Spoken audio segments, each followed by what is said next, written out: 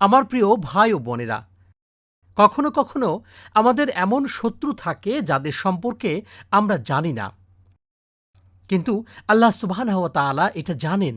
মাঝে মাঝে আমরা নিরাপত্তাহীনতায় ভুগি। আল্লাহ সুবহানাহু ওয়া তাআলা বলেছেন যে তিনি আমাদেরকে কিছুটা অনিশ্চয়তার মাধ্যমে পরীক্ষা করবেন এবং তিনি আমাদেরকে জ্ঞাত ও অজ্ঞাত শত্রুর মাধ্যমেও পরীক্ষা করতে পারেন।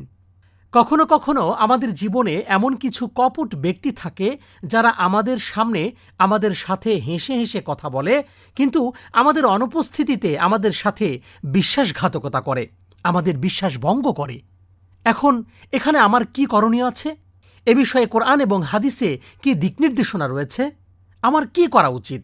কারণ এই সব মানুষদেরকে নিয়ে যদি আমি উদ্বিগ্ন হতে শুরু করি, তাহলে আমি হয়তো হতাশ হয়ে যাব, আমি হয়তো বিষণ্ণ হয়ে পড়ব, আর এভাবে আমি জীবনে উন্নতি করতে পারব না। আমাকে তো জীবনে অগ্রসর হতে হবে, মুখে স্নিগ্ধ হাসি নিয়ে প্রতিদিন ঘুম থেকে উঠতে হবে। এজন্য আমাদেরকে আল্লাহ সুবহানাহু ওয়া তাআলার রহমত সম্পর্কে সুদৃঢ় ও উত্তম ধারণা রাখতে হবে। এই বিষয়ে আল্লাহ সুবহানাহু ওয়া তাআলা সূরাতুন নিসাতে চমৎকারভাবে বলেছেন, আল্লাহু আ'লামু বিআ'দাইকুম ওয়া কাফা বিল্লাহি ওয়ালিয়্যা ওয়া কাফা বিল্লাহি নাসীরা।